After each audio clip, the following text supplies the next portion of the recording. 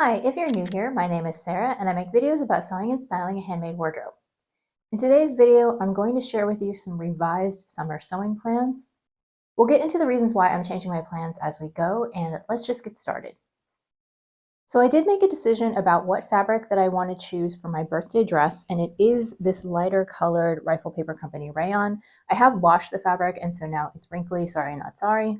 I decided to go for this one because you guys were right, and although I would wear a burgundy dress in the summer, I don't care if it's more of a fall winter color. The reason why I decided to go for this fabric is because I would wear the burgundy dress all year round, whereas this one I really think I would only wear it in the spring and summer. So I might as well make this one now and then make the burgundy one in the fall.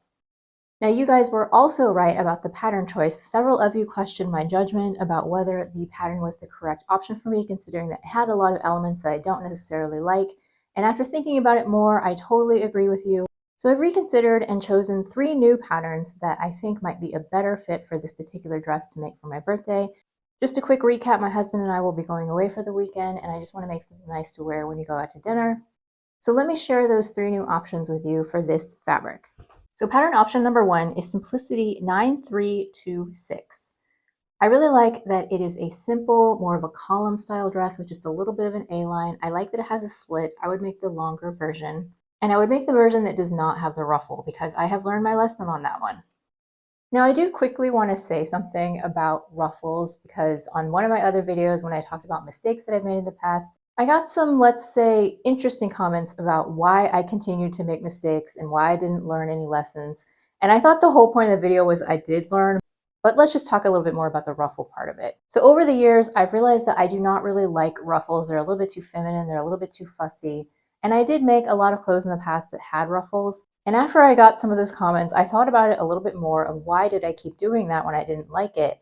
And I came upon this reason that I really hadn't thought about before, but I think is important because maybe I'm not the only one doing this. And that is that I feel like I had internalized over the years fashion advice that people tell you. And even if you think that you're not necessarily listening to it, I think that it kind of just seeps in and you might subconsciously be thinking about it.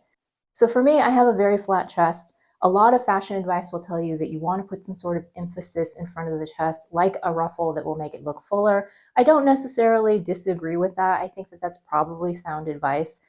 So I think that maybe subconsciously I would make the choice of, oh, there's an opportunity to put a ruffle on the front. I should probably do that because it'll make my chest look bigger. And I didn't stop to consider that I actually just don't like ruffles stylistically, whether or not they help to hide the fact that I have a small chest or not. So I thought I would just bring that up as a quick defense of myself. I am trying to be more mindful about not just the ruffles, but other kinds of things, the advice that we're given over the years of how to look taller, how to look thinner, and maybe trying to take an extra beat to think, but wait a second, is this something that I actually really like on myself? Because if it isn't, I should skip it no matter what the advice tells you. So anyway, back to the dress.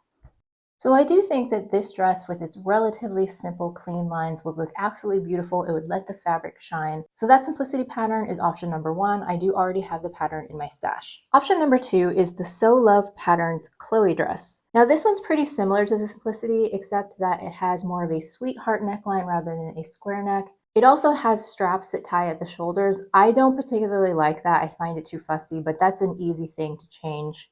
Besides that, the overall silhouette of the dress is quite similar to the simplicity. It's just a matter, I think, of preferring one neckline over the other, but that is another possibility that I'm considering. The third option is the one that I admit that I'm leaning towards, and it's the only one that I don't already have the pattern in my stash, so I would need to buy it. I mean, that's not that big of a deal. But the dress is the True Bias Darla. This one comes as both a dress and a jumpsuit, and I would like to make the jumpsuit someday, but not for this particular garment. I would want to make the dress. And that's because the view that I really like is the one that has ties in the back. And I just know that if I made the jumpsuit with the ties, it would be impossible for me to get in and out of it. But with the dress, I don't really think it would be too much of a problem because you're really only getting in and out of it twice over the course of a day. I really like the long version. And I think that the back is just such a showstopper. To me, that is what would make the dress special. And again, I think it would be a beautiful showcase for that lovely print. So help me out again, guys. Please let me know down in the comments which dress you think that I should make. And if there are any other unconscious fashion mistakes that I would be making if I chose any one of these. This will be the next project that I start when I get back from my vacation. Just letting you know as an administrative note, this is going to be my last video for the month of June. I will be leaving town for a couple of weeks to visit family, so I'm just going to enjoy the rest of my June and not worry about pre-filming videos. And just so you know that I will be back to join you in July. Now, the next item or set of items that I want to talk about that has changed my sewing plans a little bit is that I really need new pajamas. I've been wearing the same ones from Target. I think I bought them in 2020. So they're really old and shabby at this point, and they need to be replaced. I think that I just haven't taken the time to sit down and make pajamas because they just seem a little bit boring of a project, but it is the thing that I actually need. And so at some point over the summer, I do want to devote some time to make at least 2, maybe 3 new sets of pajamas. Now, I have made myself a pair of pajamas. I used the Wiksten Shift top, and then I also used the paper cut Tula shorts, and I made it out of a red double gauze, and I do have those pajamas and I wear them. The problem with them is that the shorts don't really fit me anymore, and we're going to talk about that more in the next section. But even the pajamas that I did make for myself could also stand to be replaced because they're not the most comfortable to wear anymore. So I will probably stick to those 2 patterns again because I did like them. And I have a variety of woven fabrics from my stash that I could choose from. I do have some silk charmeuse in my stash that I haven't used. I have some linens, I have some cottons. I would definitely want to use natural fibers that are breathable.